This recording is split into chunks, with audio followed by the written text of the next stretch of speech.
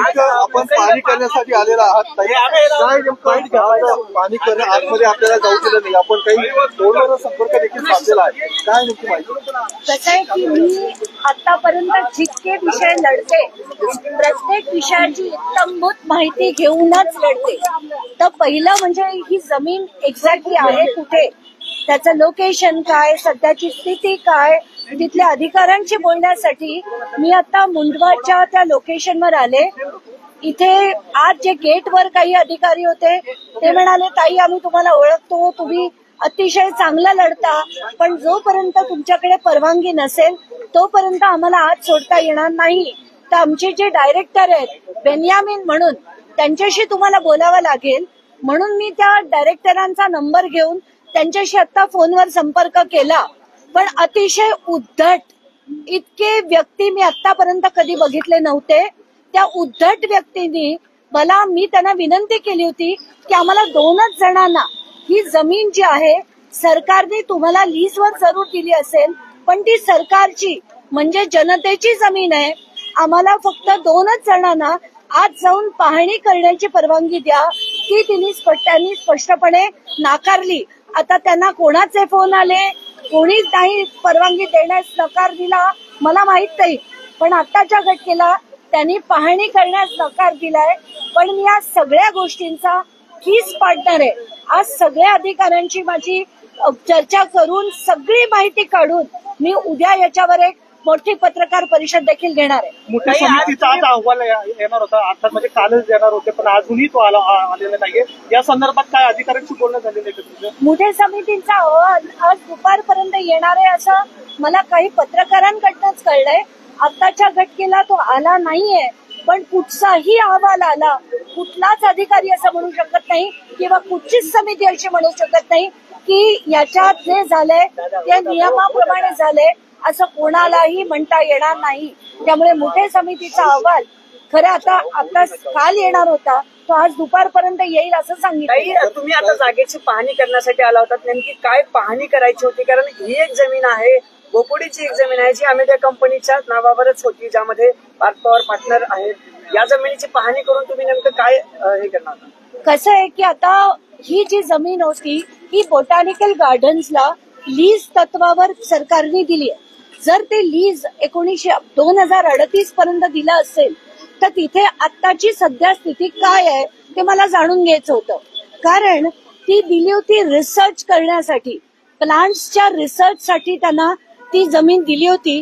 आत्ताच्या घटनेला किती रिसर्च चाललाय आणि आज जमिनीत काय चाललंय त्याची पाहणी करायची होती.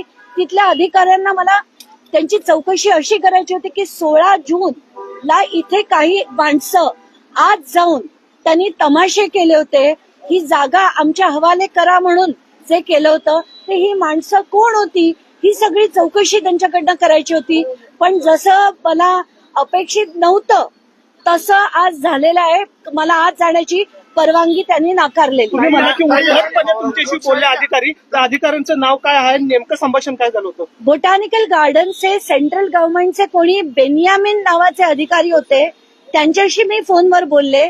अतिशय उद्धट माणूस होता, ज्यांना कदाचित लोक कशासाठी लढतात हे देखील माहीत नसेल. तर आताच्या घटनेला त्यांना स्वतःहून ते म्हणाले का वरून फोन आले म्हणून म्हणाले मला माहित नाही, पण या गोष्टीचा कीस पाडल्याशिवाय राहणार.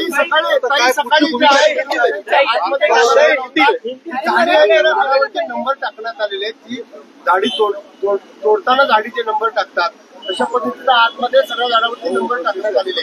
लोकशाहीच्या कॅमेरामध्ये काही झालं नाही. मला आता तुमच्याचकडनं ही माहिती मिळते की आतल्या झाडांवर नंबर टाकण्यात आले, काही साफसफाई करण्यात आली.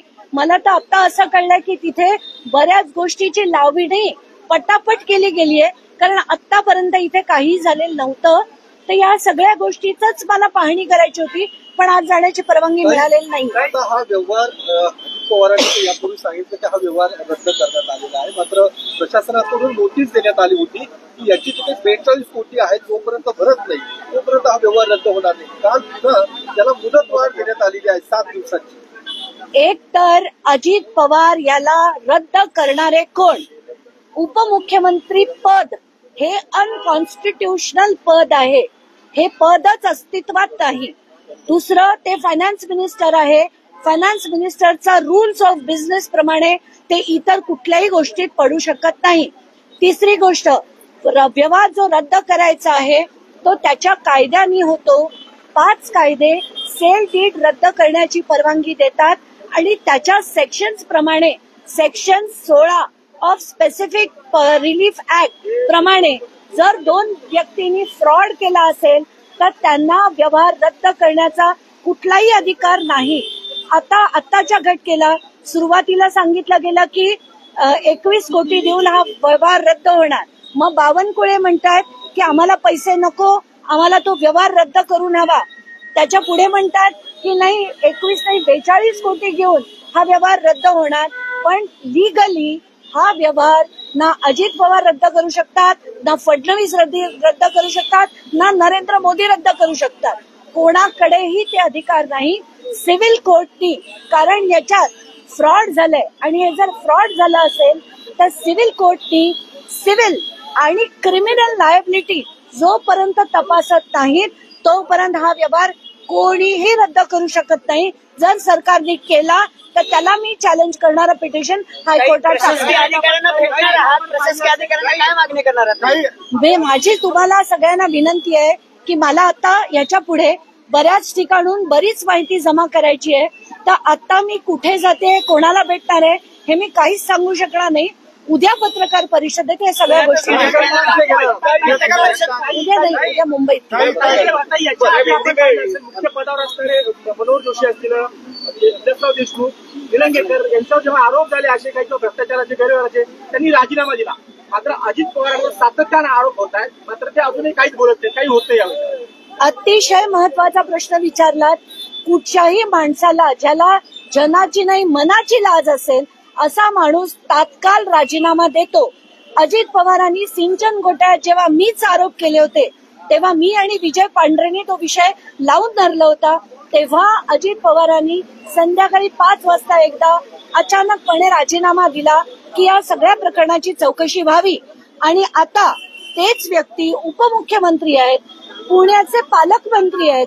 आणि असं असताना पुण्याच्या अधिकाऱ्यांमध्ये आता ही जी समिती काढली आहे त्या 6 पैकी 5 सदस्य पुण्याचे आहेत. काही या समितीकडनं आपण महाराष्ट्र अपेक्षा तरी ठेवू शकेल का की याच्यातनं निष्पक्ष असा चौकशी होईल?